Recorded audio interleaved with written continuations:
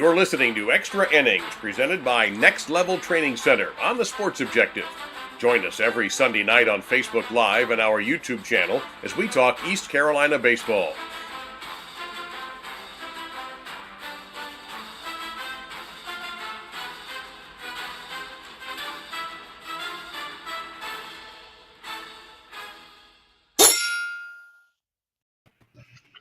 Welcome into Extra Innings right here on the Sports Objective, presented by our good friends at Next Level Training Center. And with us right now, we have Kyle from LaGrange Barber. How are you, sir? I'm chewing right now. So I'm doing all right, eating dinner. But I'll soon be done, and I'll be fully engaged in celebrating the conference championship. All right, Bubba Rosenbaum, what's up, dude?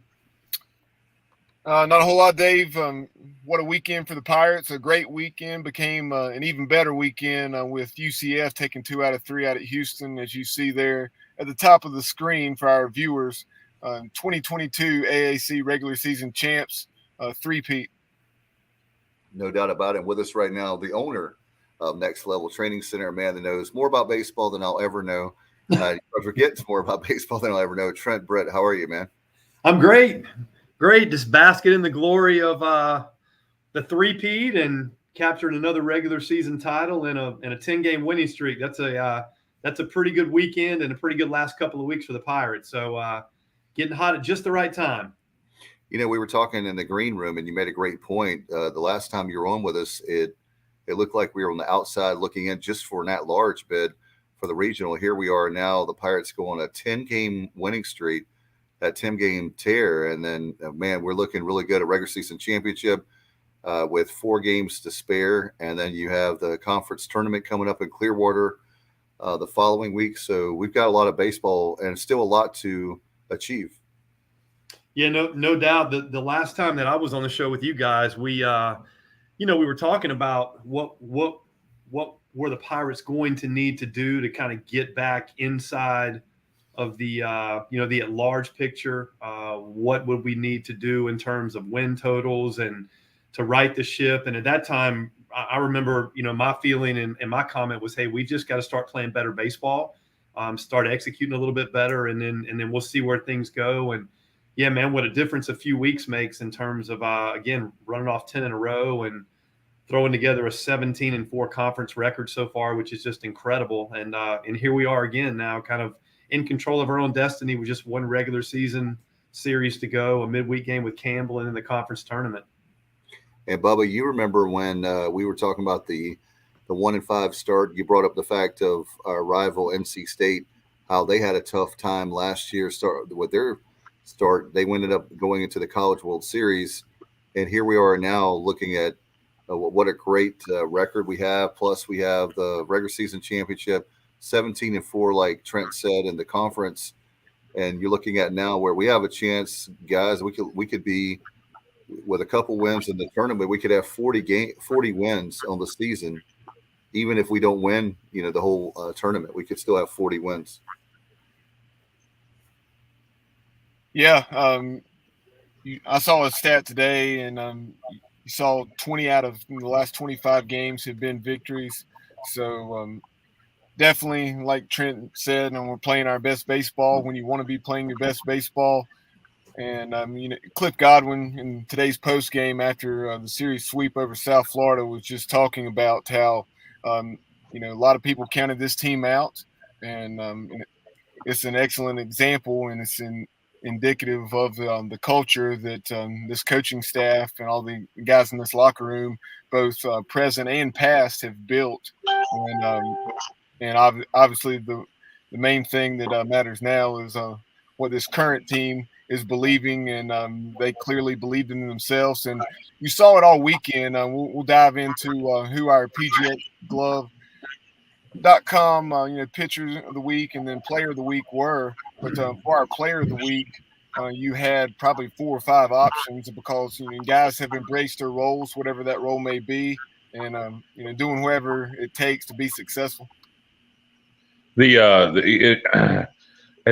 guys, trying to get my thoughts together here. Have any of you guys checked the Warren Nolan RPI to see what we're up to? Obviously, most of the games are in the books. for the weekend. We were 32 last night. Does anybody know what we are right now? Well, Boyd's World is showing us right now at 33, like at this moment on Boyd's World. Obviously, there's several different, different systems. I was more interested, Kyle, to be honest with you, in what, where Campbell was and where Houston was, since they're our last, Right. 2 opponents and 4 games left. But it had us at 33 as of like 4 o'clock this afternoon. So, do you think they're more accurate than Warren Nolan, or who do you, which site you? Yeah, I like them all. I look at all of them. I just happened to pull that one because it was what was on my under my favorites, the quickest one I got to. So I was just trying to get a general idea. I figured honestly, it like I said, I was more concerned with what kind of area Campbell and Houston were sitting around. Kyle, as of right now, I brought up Warren Nolan. The Pirates are 32nd in Warren Nolan, and let's see the upcoming opponents. Like Trent was mentioning. Campbell, they're 34-15. Their RPI is 58, and Houston 34-18 with an RPI of 78. It's not really going to hurt you, but it's not going to jump you significantly either. You lost to Campbell. You don't want to lose to Houston more than once. A loss to Campbell really ain't going to hurt you that bad. But if you can beat them, you'll at least hold steady or climb a little. I'm trying to get guys. Do y'all know when? Who knows? If let's say we win out, that's 38 regular season wins, and then let's say we win the conference tournament. That's we're gonna have 40 some wins. What is that? 43 wins? I don't know. I don't want to do the math. When do you have to submit bids to host? Nobody thought we would be any kind of position to host. I don't know that we will be. But when did the bids have to be in? I know they have to be in by sometime in May. I remember last year they moved up the date where you had to have your bids in earlier. Did we submit a bid? Are we going to submit a bid? Because who knows? You never know. If we win out, there's nobody else in North Carolina that's going to host.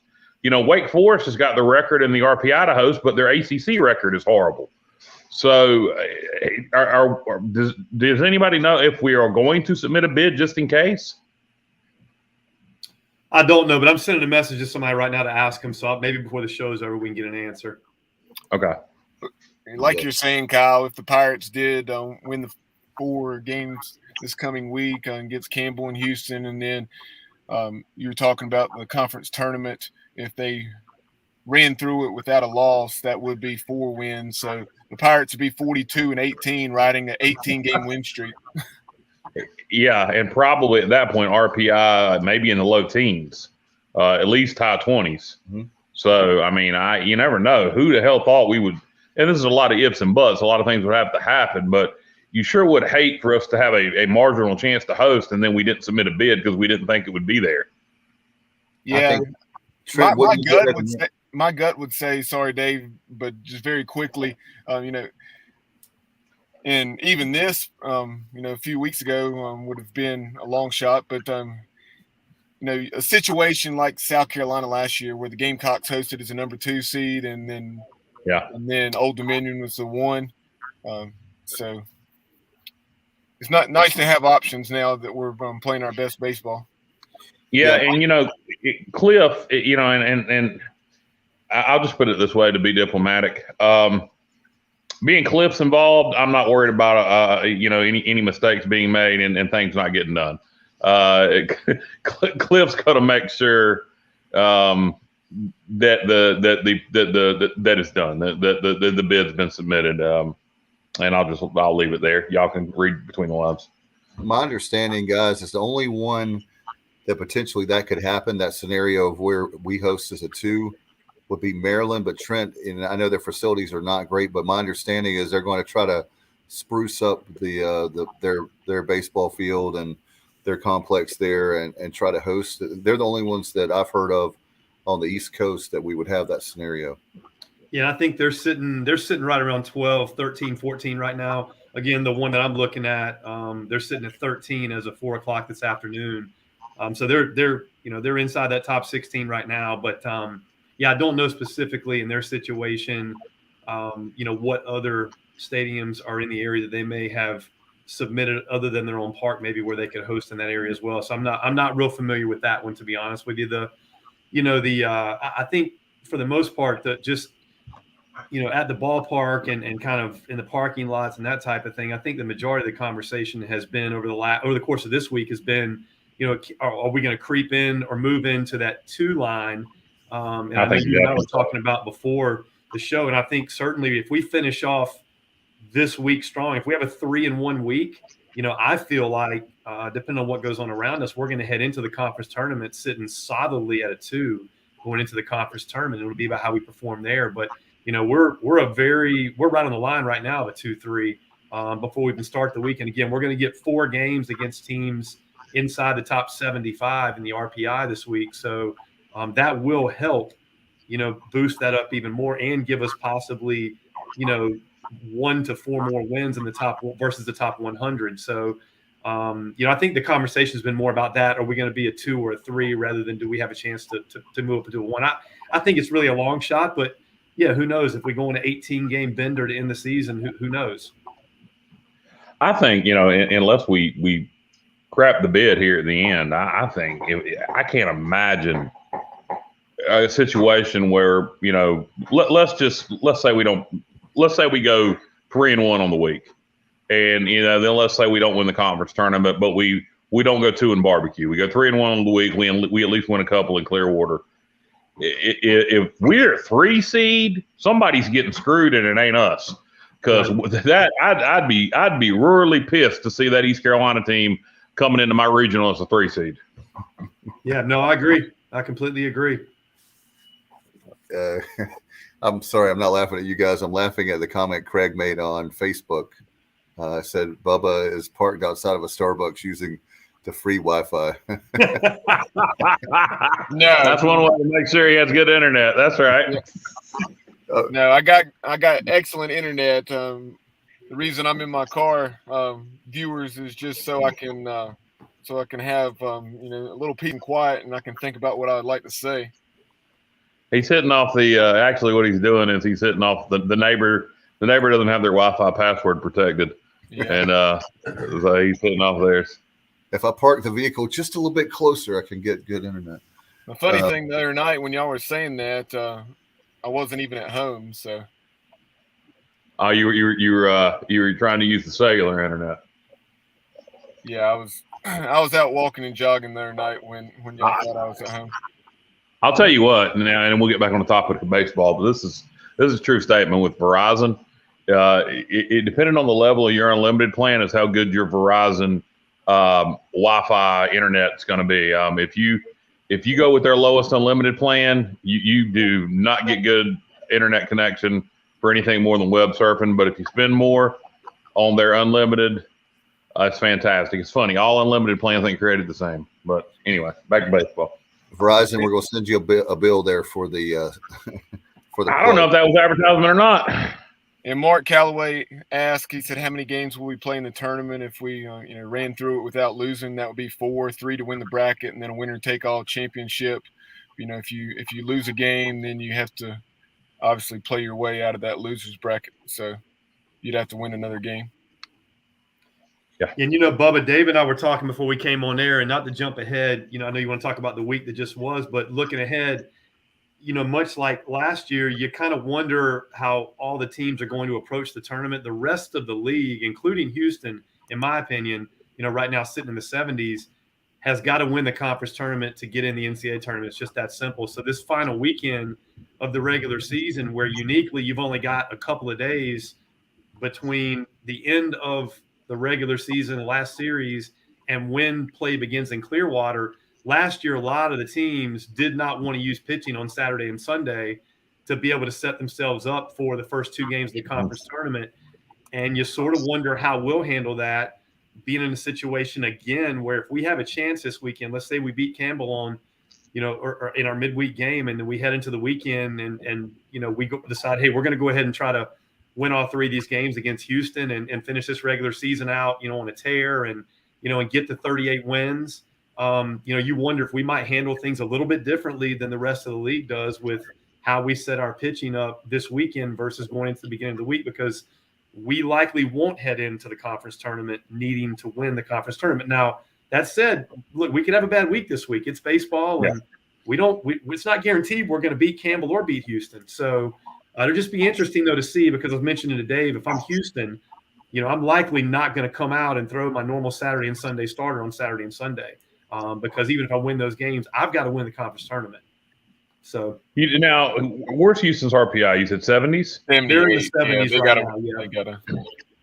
Well, if they swept us, I wonder how much that would jump their RPI. They'd And move with up. it being I on don't the think. road. Yeah, I still Let's hope think. that doesn't happen. Yeah, agree. I think.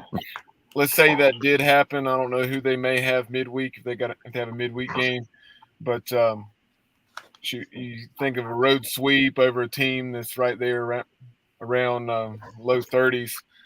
What would you think that it, depending on what happens around them and what their previous opponent do? Yeah, they play Rice. They've got a midweek game. Sorry, bud. They got a midweek game with Rice this week, who is having a terrible season. But they've got them. You think there's going to be a coaching change there? I don't know. I'm sorry, Bub, I didn't hear you. I may be mistaken, but I think maybe Rice is on. Aren't they on their second coach since Wayne Graham was retired?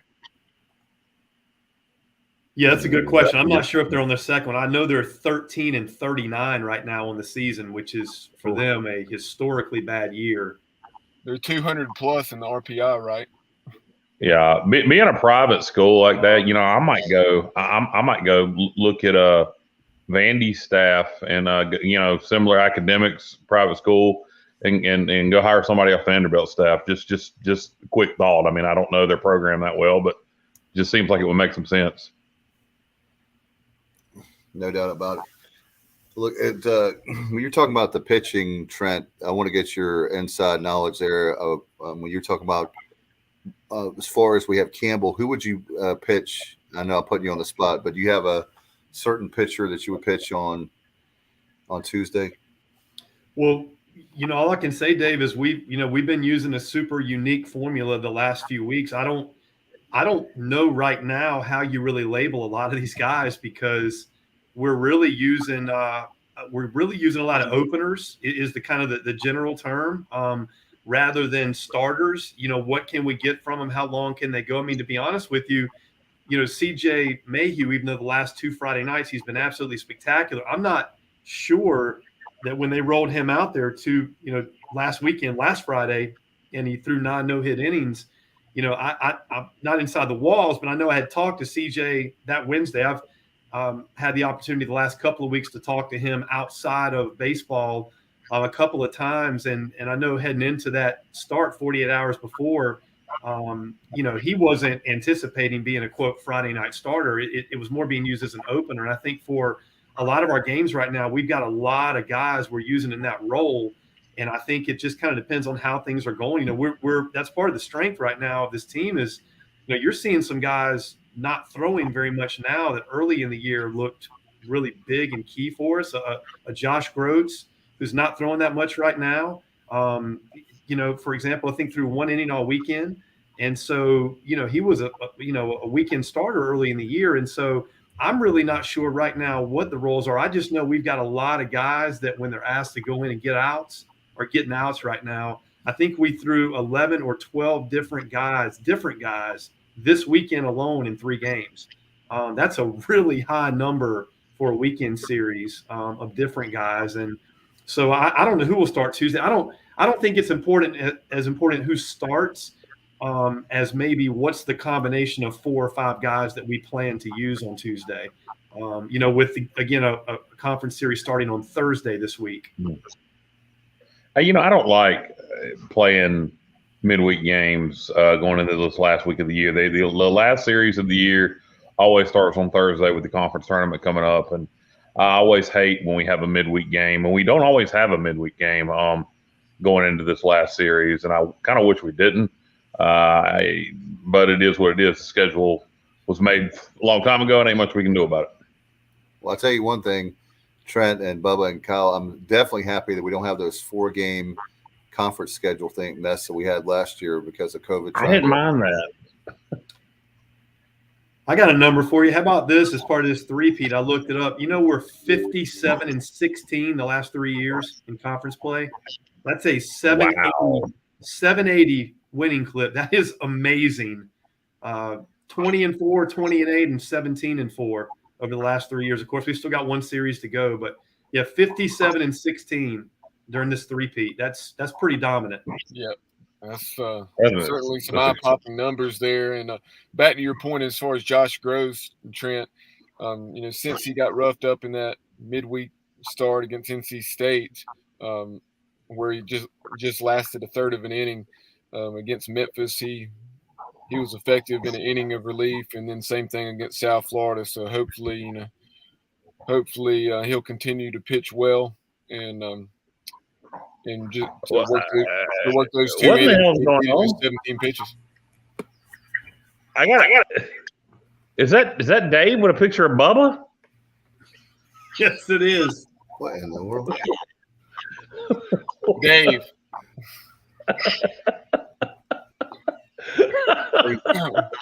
One is all the world can stand. Why do you have a picture of Bubba as your avatar, Dave? Because apparently when my laptop the same things died happened for to me some when reason, and when it did, the avatar of Bubba, I don't. When I've stepped I don't away, have that Kyle, on I'll purpose. come back, and then it's had Dave's picture for me for some reason. It's just a flaw in StreamYard's program. I think Dave likes to role play as you, from time to time, and now he's been caught. All right, back to baseball. No, what happened was Bubba has multiple pictures of I have one, and so it picked Bubba's. Yeah, I'll give you a couple of names just to keep an eye on. Let's we were mentioning Gross. I think Gross is a really good pitcher, and I think before this season's over, he's going to be kind of back in the mix a little bit more. But I don't know what's going on. But what's wrong? Dave's got a delay, and it's just cracking me up. I'm sorry. I'm going to mute myself. No, you're fine.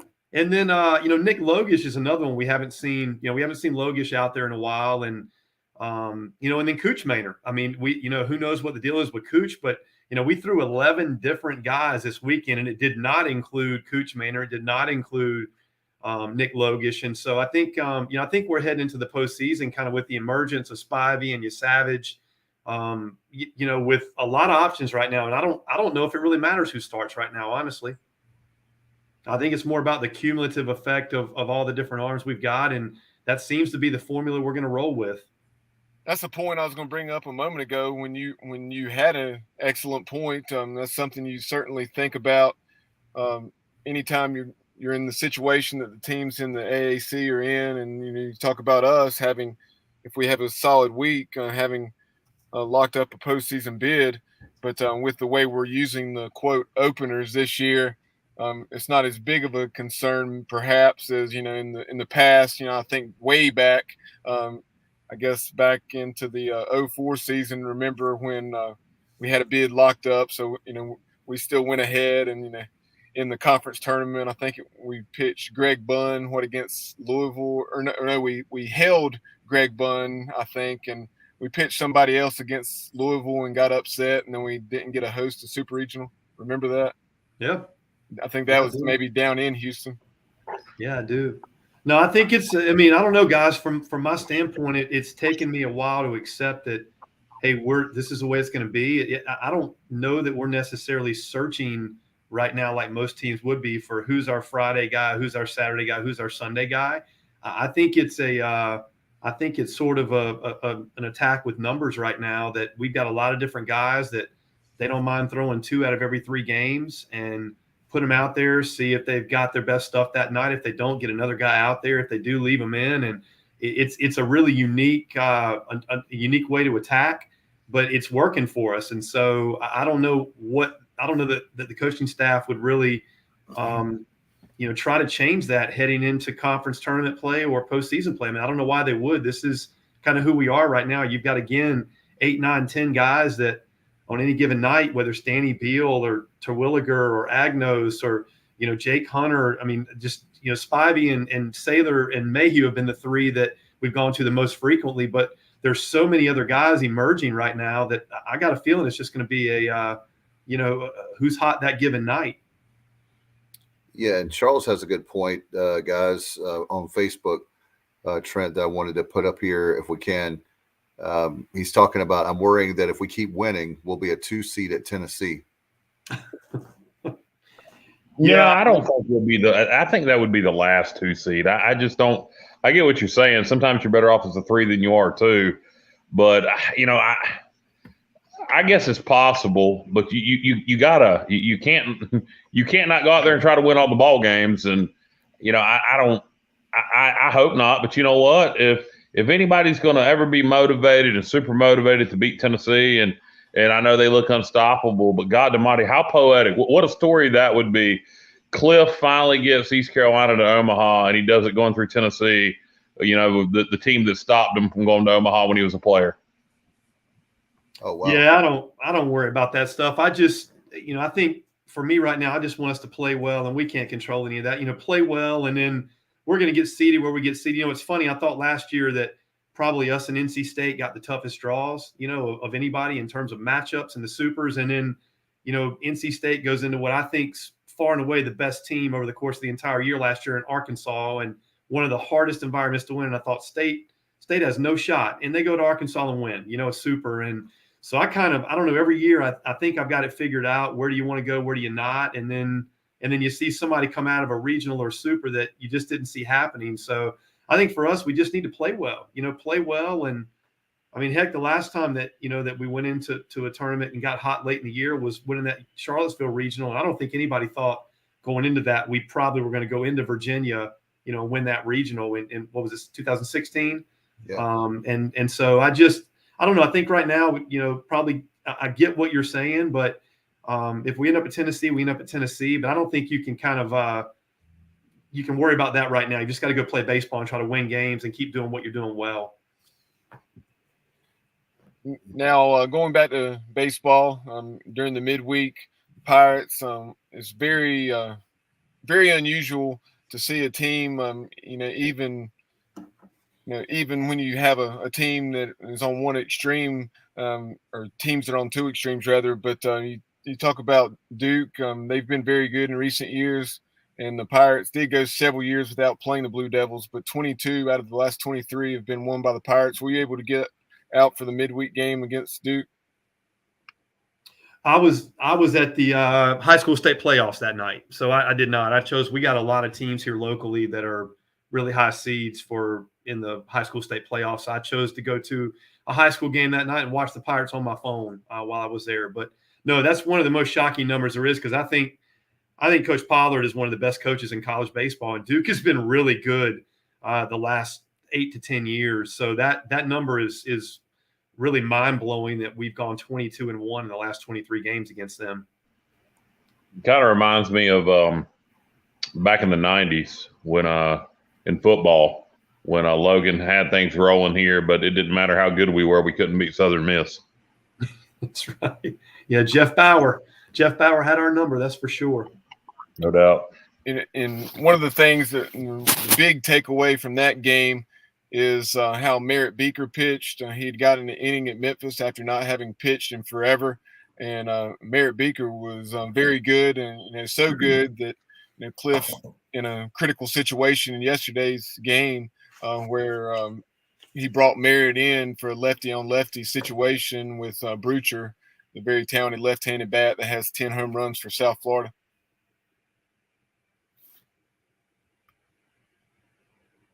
Yeah, he's another one of those that's really emerged. Again, Savage and Beaker and Hunter. We heard in the preseason. I know that Alec Burleson commented he thought it was the best group of freshman pitchers collectively that he had seen during his time as a Pirate. He told me that in the fall, and we're beginning to see some of that now as we get to the end of the year, where some of these guys are getting more high leverage opportunities and they're taking advantage of them. And clearly, they're going to play a role. All three of those guys. Beaker's probably earned himself more time now, and it looks for sure. And so you're going to have at least those three guys playing really critical roles, kind of as we head into postseason play. It looks like as of right now. Yeah, it Trent? takes a while for the pitching staff to mature, like you're saying, Trent. And another thing that, that's picked up a lot is it seems like our home run total. I don't know where we are right now in terms of the conference and nationally in home runs, but it seemed like early in the year we couldn't hit the ball at the park to save our lives. And now it seems like every game we're at least getting one out. Where are our home run totals right now? And does anybody have the numbers on how they've improved over the last 20 games versus the first 20 games? I don't believe we hit one today, Kyle. So we are at 50. Yeah, did we?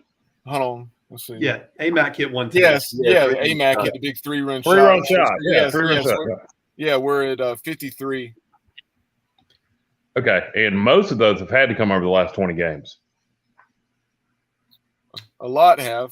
Well, definitely, since conference play started, obviously, I know it's been talked about a lot, but Worrell has been, a huge part of that since conference play began. He's had a tremendous, conference season. I think the interesting thing is, Kyle, that we, I looked at it before today's game. We've still on the season, we've not homered as much as, obviously maybe some teams in the past have. And, for us, 53, the park we play in is probably going to be a little bit lower total than most years, for the Pirates, but we've only given up 50. So we've, despite that being not really our calling card, and a lot of other teams in college baseball have put up some astounding home run totals this year, we've still out-homered our opponents, even though I would say that's probably one of the stat columns that's the least the least favorable in terms of us versus our opponent, but we still out-homered them. For example, we've hit 30 points higher than our opponents. That's a massive number. Yeah. So I'm just saying, even though we haven't hit a lot of home runs this year, we've out-homered our opponents that we played. Yeah, I wish somebody could do the research. And Bubba, if you have time, I know you like stuff like this, to see how many of those 53 we've hit over the last 20 games. I bet you it's probably 35 of those 53. Something like that. Trent, one of the questions I had for you, we're talking about the pitching. Obviously, we're going to talk about the series this weekend at home. But one of the questions I had for you, how much of a factor is the transfer portal? I know that Cliff has always played a lot of guys, and he's going to do what's best for the team. But how much of the transfer portal, meaning playing more guys, is that a factor or not? Oh, boy, you mean in terms of trying to play guys to keep them happy so they don't enter the portal?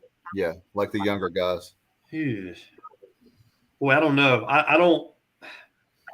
I don't think probably as much as we as fans think, if that makes sense. I've again not betrayed anybody's trust, but I haven't ever heard a coach at any school at least say that or admit to that. Now, what they talk about behind closed doors, I don't know, but I don't think that factors in much at all. I think they're just trying to figure out who fits in, who looking forward they think they're going to use, and how guys are performing in practice and throughout the fall. I mean, I think that's probably not much of a factor, I guess, is my 2 cents.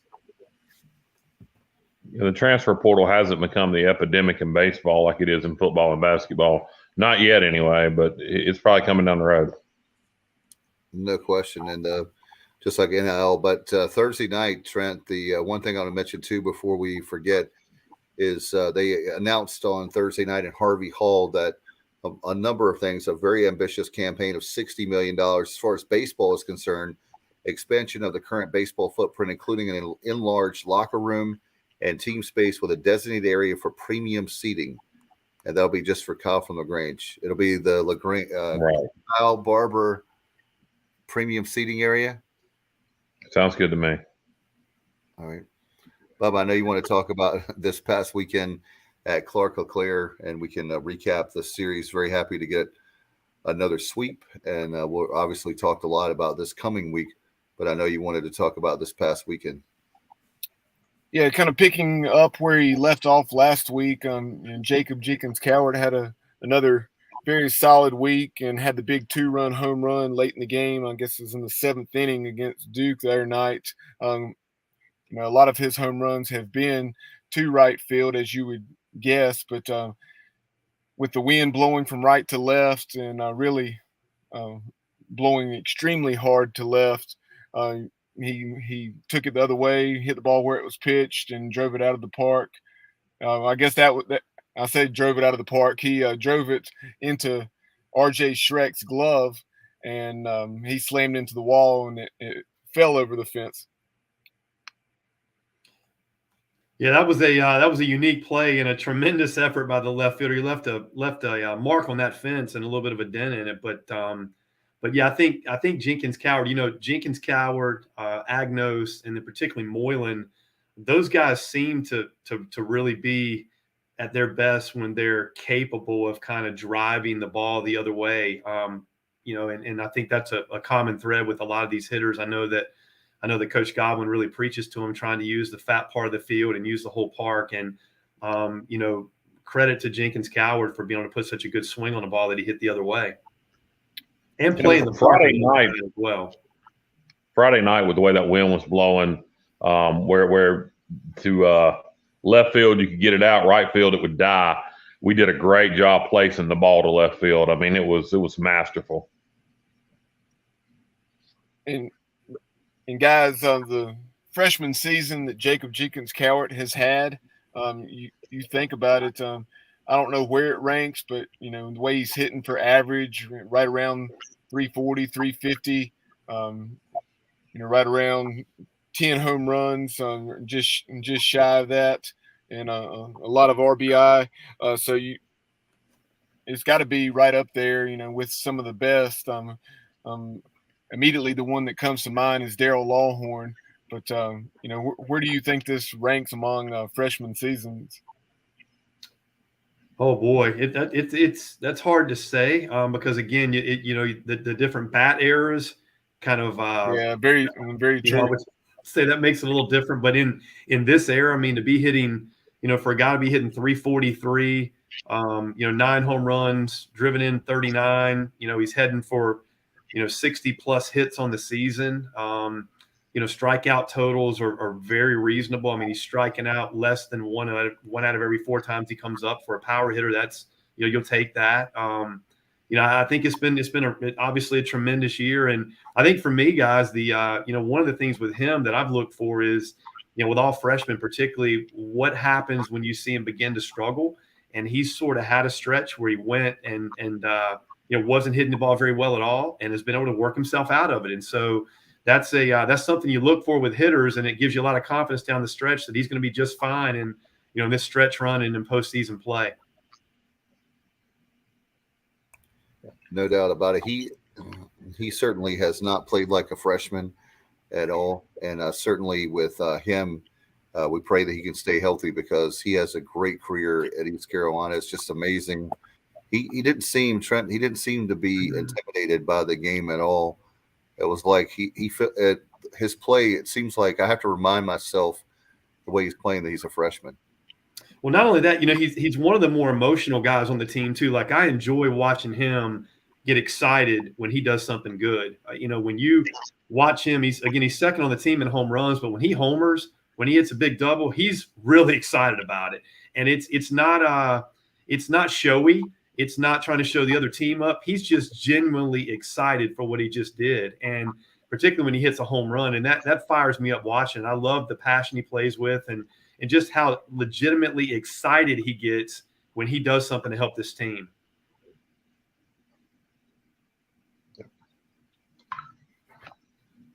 Back to Friday's game, we've talked about CJ Mayhew and how he really embraced his new role. Whether it was originally intended to be an opening role, but the last three weekends he was excellent. 3 weekends ago against Cincinnati, he took a no-hitter into the 5th, I guess it was, and then he did what he did at Memphis, not allowing a hit in 9 innings and throwing far and away the most pitches he's ever thrown as a Pirate. And then he was stellar this week again. I guess going 6 innings or so, and not allowing an earned run and just 3 hits.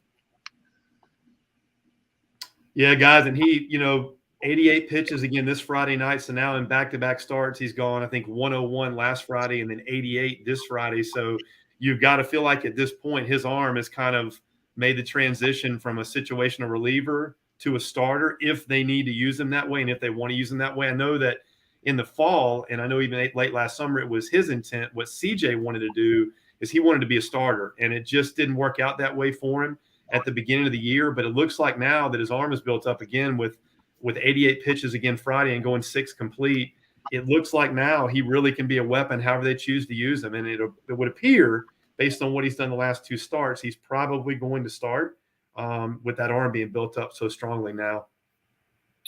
And then offensively in Friday's game, so you saw the Pirates, not eye-popping numbers as far as hits, 8 hits in the game, but they jumped on the board early with that Jenkins Cowart double in the first, and then Moylan homered a solo shot to left center there in the second, and just continued to tack on, scoring 1 run in each of the first 5 innings. Yeah, just the way you'd want to get a weekend series started, kind of gain control of the series early. Again, consistent.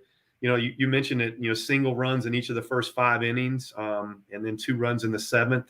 But, the hits were even in the game. Yeah, they had 8 hits. We had 8 hits on Friday night, but we did a lot more of the extra base hit damage and again, continued to play, made some plays in the field that, that probably saved a run or 2 as well.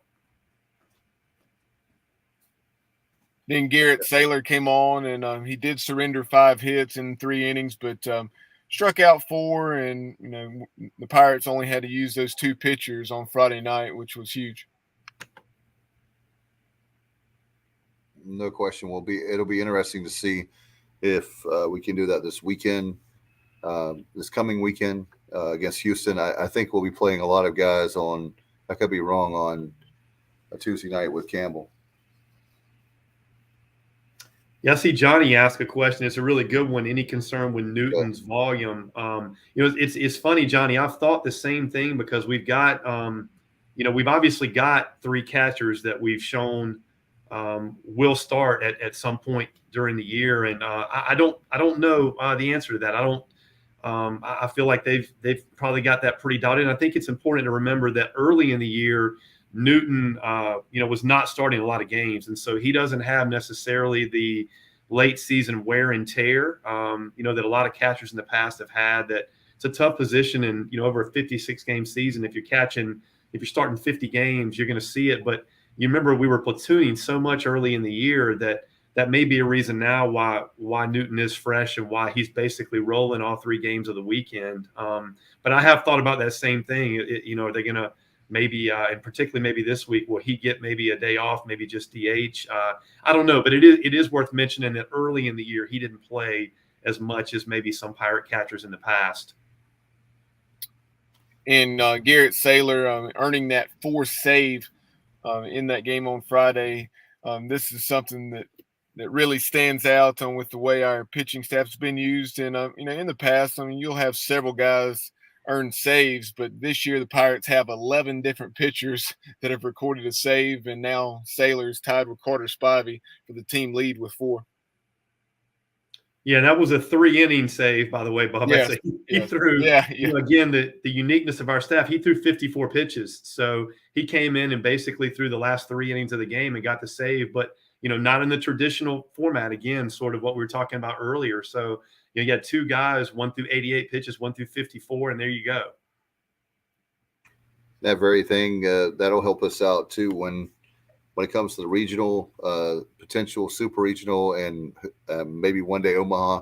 But I'm just happy to see the depth we have. We talked about that a lot this season, but it's really, as you said earlier in the show, it's really starting to show these guys. And we've said all along, this team has a lot of talent. I'm grateful that they're playing better.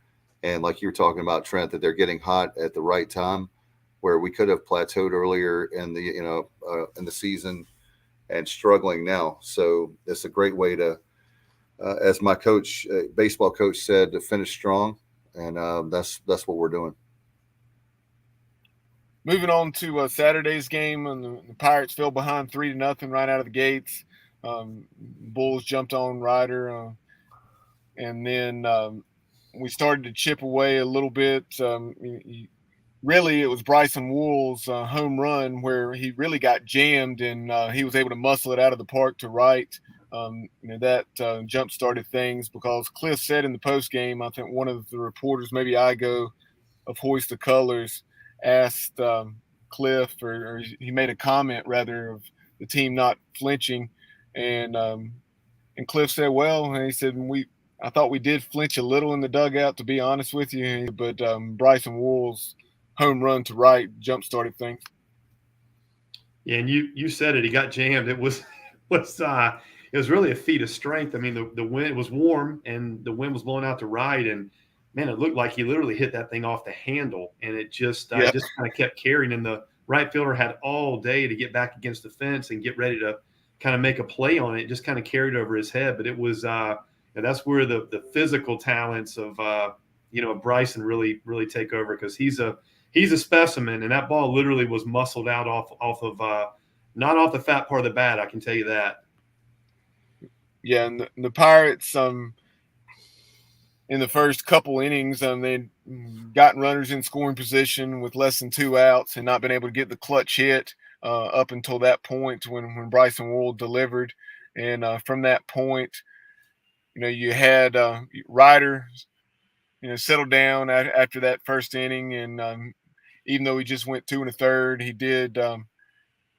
did throw up a 0 there in the second, and then that's when your Savage came in, pitched well. Carter Spivey improved to 6-0. So Carter Spivey, he's 6-0, and he's tied for the team lead with 4 saves.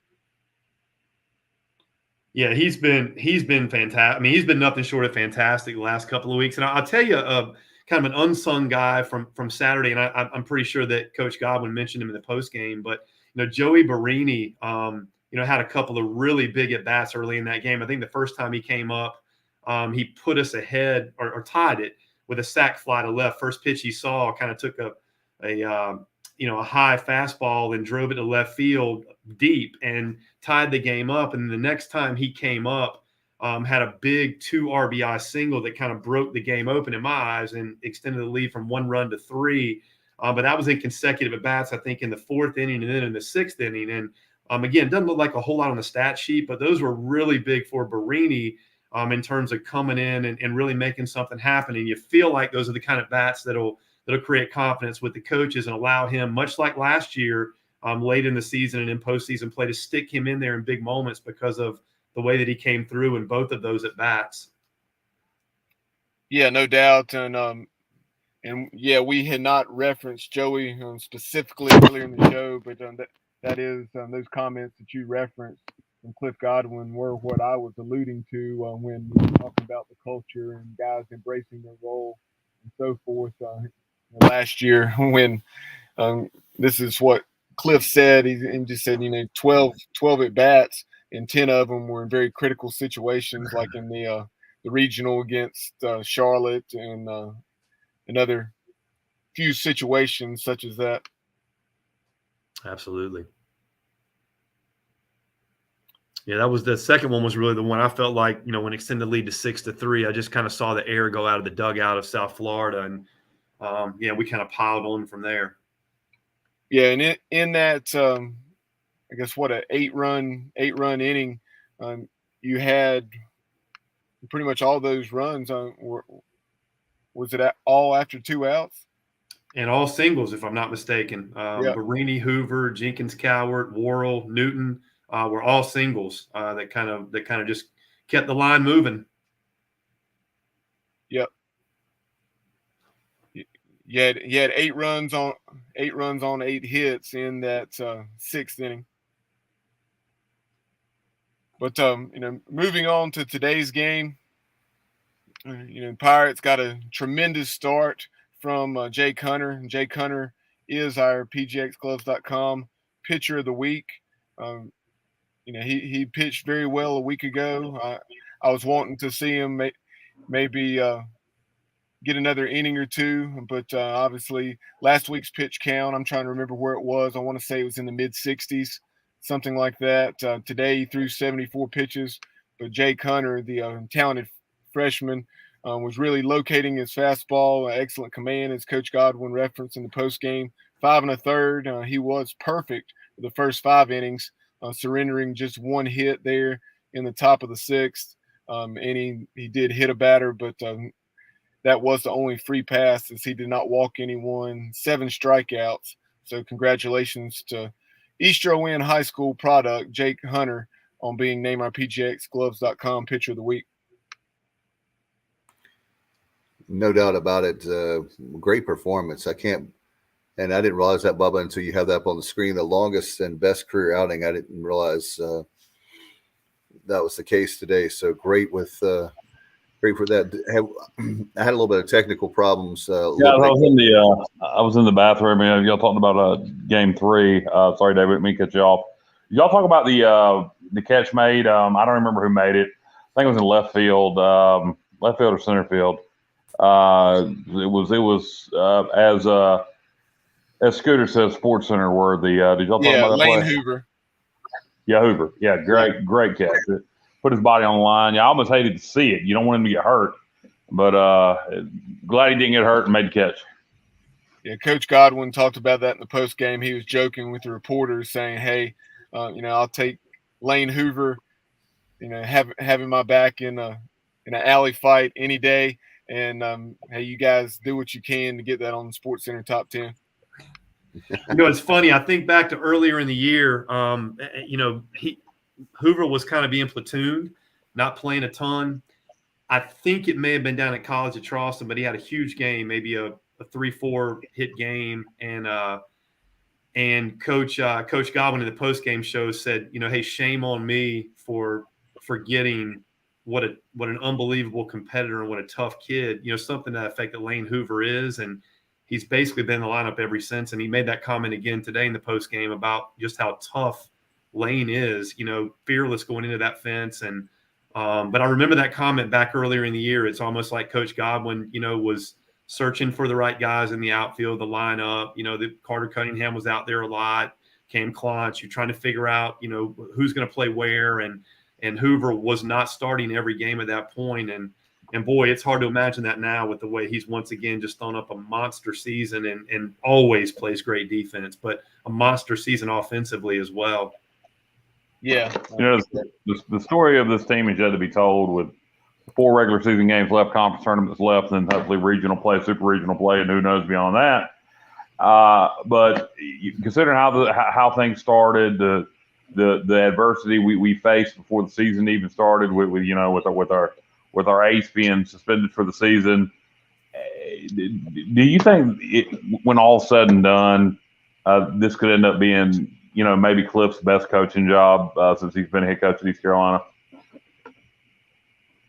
It's going to in my opinion, it's going to definitely be in the conversation, because I'm just going to say it the way it is. And I think I said this the last time that I was on, but what was really telling to me was, in that midweek game between East Carolina and NC State, to look up there and see no professional scouts at that game. That's I've never seen that before. And normally when we play them, there's dudes on both teams. And there's been several games this year where I've just not been able to help but notice that, we don't have maybe the volume of scouts, professional scouts at our games, certain weekends this year that we've had in the past. And that's no knock on our players. It's just that among the guys that are draft eligible, we just don't have as many guys right now that are being viewed as those guys, as professional players. But what we do have, and Lane Hoover's a great example of it, is a hell of a lot of good college baseball players that have gotten much better during the course of the year. And I think Coach Godwin deserves a lot of credit for that. It's a little bit easier to win, when you've got 3, 4, 5 draft picks every year on your roster. And I'm not sure that we have that this year. It'd be awesome if we do. It'd be great if some of these guys get drafted. But, some of the guys that we're winning with right now are really good college players that have gotten better and embraced their roles. And so I think from that standpoint, yeah. And not to mention, look, we haven't had a lot of years where when we were hovering around 500 at the halfway point of the year. So you've got to manage your dugout. You got to manage fan expectations. You got to manage parents that are unhappy about their kids' playing time. And I think to see right now that everyone's kind of pulling the rope in the same direction, to use his phrase, is a credit to what the coaches have done. No, I agree with you 100%. If you'd have told me a month ago that we'd be sitting here wrapping up the regular season title with a weekend to go in the regular season and, talking about, being in good shape as long as we handle our business for an at-large and, looking like we may be a 2 seed, I would have been shocked even a month ago. So, no, great job by Cliff and the rest of the coaching staff and these players for taking the coaching and for the young guys, to mature, particularly on the pitching staff. Yeah, that's something that if you'd have told us prior to the season, even when Carson Wisenhunt, was available, we'd be in this position having the conference wrapped up going into the final weekend. But, given that wasn't the case, and then you've been without Cooch now for the last 4 weeks. Good point. What? That's a good point on Cooch. I hadn't thought about that. That's a huge. I mean, the loss of Wisenhunt, the loss of a coach, the loss of your senior leader, all of those things. I mean, that's. I know Coach Godwin's talked a lot this weekend about adversity. I think it's a great point, Kyle. It's probably been his best or one of his best coaching jobs he's ever done for sure. When you consider all those things, and yet we're celebrating the 3rd straight conference title. And along those same lines, back to the young man that Johnny Gardner brought up, Ben Newton, Coach Godwin, today's post game following the sweep, he was talking about Ben, a reporter, and just talked about the performance Ben had today and just his development. He's up there right around 300 now with his average. But he said Ben Newton, once he became our everyday catcher, after he came back from that brief hiatus when he went out to Colorado, when he had a family member who maybe had passed or was about to pass. Since he came back, he has been so steady and not only that, but he said he's really the glue, one of the guys that's a glue in the clubhouse on this team. Yeah, and something with Ben that's in common with with Lane. Those guys just don't strike out. I think Ben's got 11 strikeouts on the season in 104 plate appearances, so he's averaging about a strikeout every 10 at bats. And again, for a catcher, that's a really low number. And Lane, 15 strikeouts on the entire season in 50 games started. That's insane. So it's I think Ben deserves a lot of credit for that. And look, he had to find his sea legs a little bit. He is playing better behind the plate right now, in my opinion, than he was early in the year. He struggled a little bit at times early in the year defensively, and I think that part of it was just getting the lineup every day and getting to play. And Ben's been really, really good the back half of this year, and really has. And again, I think people probably don't. I look at those strikeout totals a lot just because I know that's the style of play we're playing with this year, and Lane and Ben really symbolize that. They're just really tough guys to punch out. No doubt, and that's something else that came up in today's post game. Maybe it was, Scott Rogers on the network talking about it with Coach O, but how they had reworked Ben's swing a little bit, and as far as our Pgxgloves.com player of the week, I talked about early in the show, what a difficult decision this was, but we went with the guy, not as many hits, but can't argue with the production, eight RBI, 2 sack flies in addition to those 2 home runs. So congratulations to Bryson Worrell, who's still hitting right at or just above 300 for the season, and team leading 11 home runs. Congratulations to B-Dub on being named Pgxgloves.com player of the week for, I think, probably about the 3rd or 4th time now. An excellent final season in the purple and gold for the Sims native. No question. Trent, I had a question about Bryson. You were talking about the scouts, and I know you being a former scout, what does he have to do to get the attention of the teams for his after ECU career? Because he's been doing, I think he's had a great season, and I understand like talent is talent, but do you think he has a shot at the next level? Oh yeah, absolutely. Yeah, I know. Look, 2 years, the COVID year before the shutdown. Bryson was obviously off to it on a tear, and he thought he was going inside, the top 10 rounds that year, And so he's definitely on guys' radars.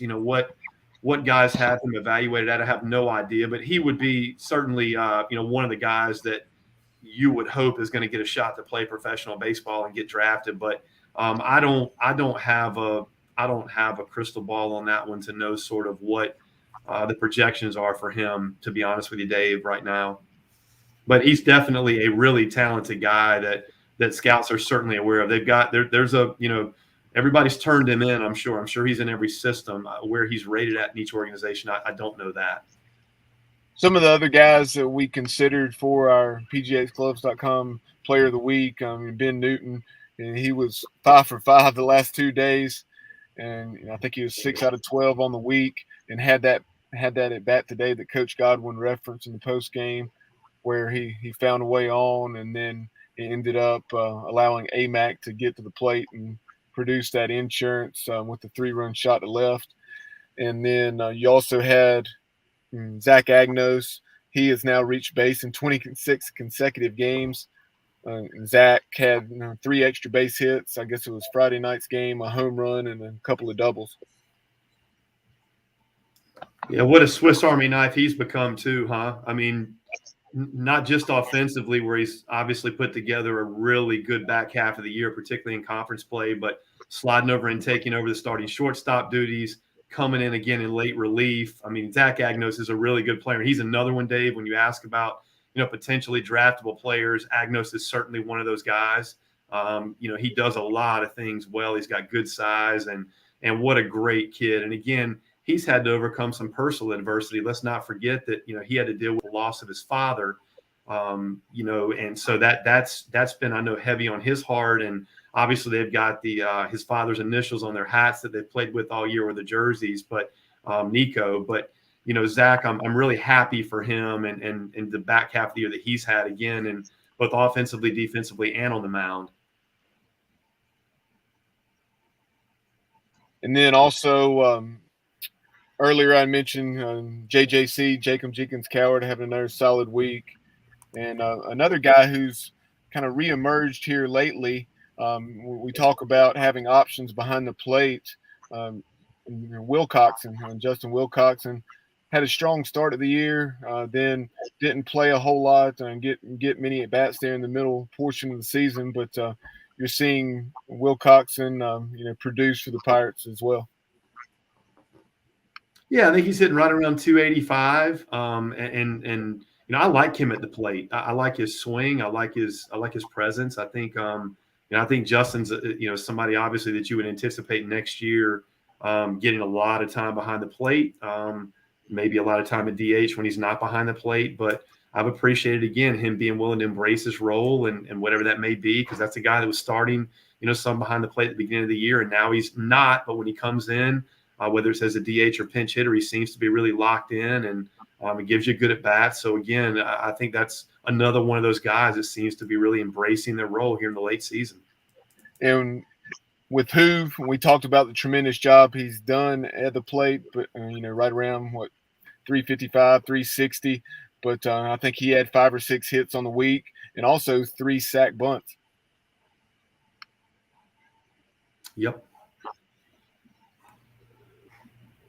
We were talking. Yeah, something I noticed that Dave, go ahead. I've cut you off a couple of times. Go ahead. No, Trey, I want to go back to asking you about being that you're a baseball guy with a capital campaign, and obviously there's things that Cliff wants on his wish list, if you will. Are there things that you see, being that you have so many guys that you've trained and you've gone to so many different baseball facilities and your time with MLB as a scout? Are there things that we don't have that you say, hey man, we really need this facility? I think they address most of those with the indoor facility being built that they built. And I think the others will be addressed with this campaign. I mean, things that that'll give former players a locker room to come back to. The things they're going to build on that left field line. I think we'll once those things are done. I think we've got what we need. I think what's getting ready to happen is we're going to have a lot of wants now, which I know we all feel like, hey, whatever Cliff wants, let's get him. Coach Godwin's earned that right. And I think some of these things are going to be built on the left field line, or, they're not things that we have to have, but they're probably things we have to have if we want to continue to be a top 16 program. And so I think no, we addressed a lot of that with the indoor facility. I'm really excited to see they're moving forward with the other things that Coach Godwin wants, down that left field line. And I think once those are built, we're going to have some really neat things to sell, and we'll have some really cool areas for former players to come back and hang out in, and the locker rooms and that type of thing. That the viewing deck they're talking about for, I'm assuming maybe some higher donors and entertaining, Pirate Club folks. I think that stuff's important. So Speaking of selling, go ahead, Kyle. I was thinking of saying it's a little off topic, but it's baseball related, and we talked about it in text. And it would be a good question for somebody. I noticed that during our broadcast, both home and away on ESPN Plus, there's always commercials. But I put it on the UCF Houston game today. No commercials. Just a blank stadium shot. In between half innings and innings. I watched some of the Southern Miss UTSA game the other night. Same thing. No commercials in between half inning and innings. They just had a shot of the stadium. And it makes me wonder, our games are done and produced like television games with commercials. And it really makes me wonder, is ESPN having trouble selling ads for some of these other games? And apparently they're not for East Carolina games. I'd love to know the story behind that, why we have commercials during our games if some other schools don't. It really kind of, as the media market argument used to be made and has still been made in recent years in conference expansion, in the next 10 years, I really believe all broadcasts are going to go streaming. And you really will be able to get more accurate numbers than what you do on the Nielsen rating. Like, for example, in college football, they say Birmingham's the top media market in America. So supposedly UAB has value. UAB doesn't bring any value. Nobody's watching UAB football. The reason Birmingham's the top media market in America for college football is because everybody in Birmingham's watching Auburn and Alabama. So I think with streaming, you're going to get a more accurate number. And I'd love to see what our numbers are for ESPN Plus for baseball streaming versus other schools in the American. I bet we dwarf schools in the American that are in much bigger media markets for our eyeballs watching it via ESPN Plus, and the fact that we're having advertisements being sold during our games on Plus when UCF and Houston, two of the biggest media markets in America, in Orlando and Houston, have no advertisements. I find that interesting. Yeah, it would be interesting to see those numbers. And like you're saying, I'm sure our numbers, especially for baseball, would dwarf our conference competitors. But final thing I had before we get out of here, Trent, with you being a local guy, you've already referenced being at a high school playoff game in the last few days. I guess Tuesday night when the Pirates are playing Duke. So I know we have Dixon Williams from D.H. Conley. Tell us what you can about him and anybody else that we may have coming into the fold from nearby. Well, I know I've seen Dixon. I've seen Dixon his entire life, really. I mean, he's a big, a big physical left-handed hitter. Probably going to be in the outfield, but you could see him maybe playing second base. He's always been a middle infielder.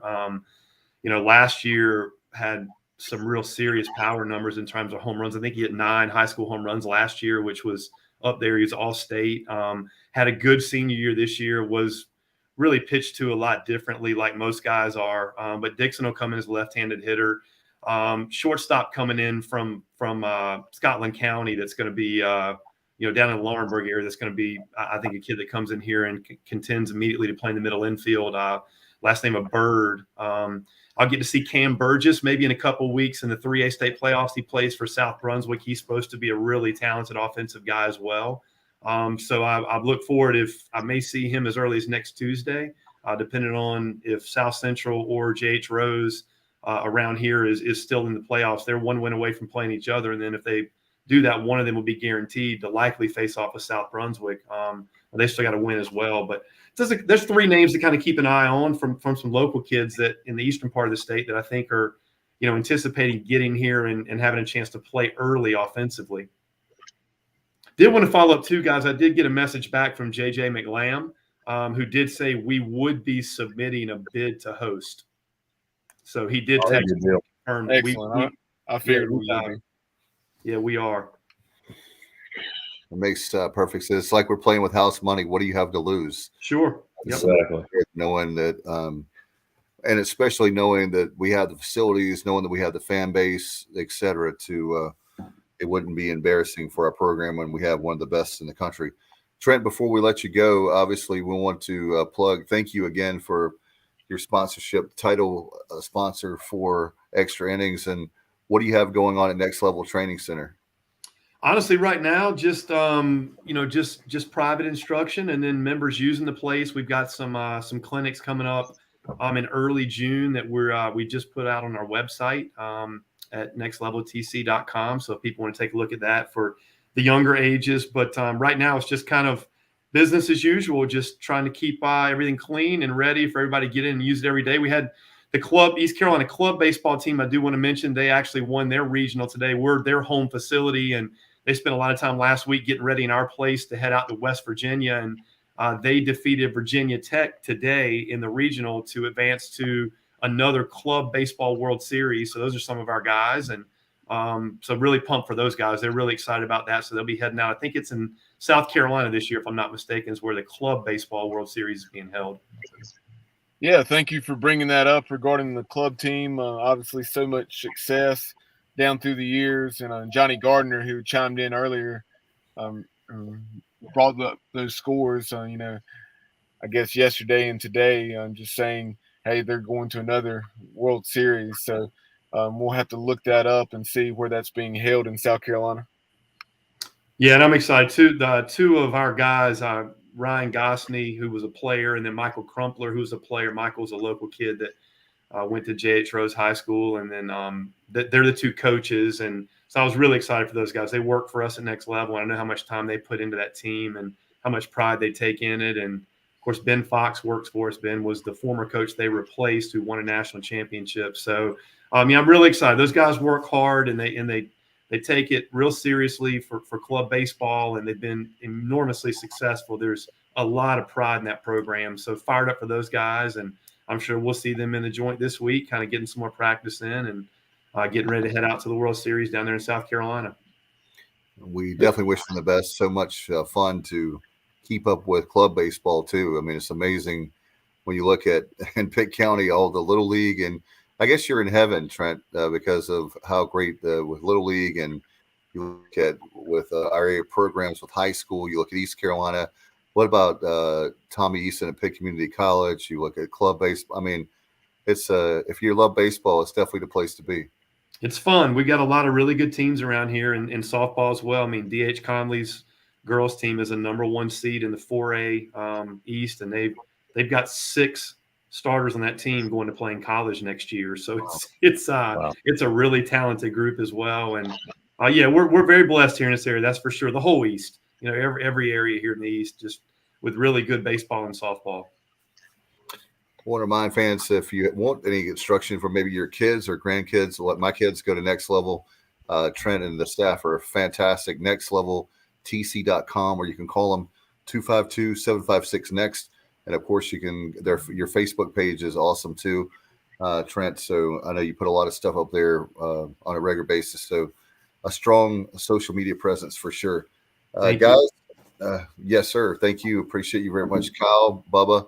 Thank you so much, Trent. Thanks again for being on with us tonight. And we'll look to see how Pirates do this week with Campbell. And obviously, we also have 4 more games left. Get out and go to Clark LeClaire this week. 4 games left of the regular season. And congratulations once again to Coach Godwin and his staff for a three-peat, winning the conference championship this weekend. All right, for all the fellas, we're out of here. Thank you for listening and watching Extra Innings.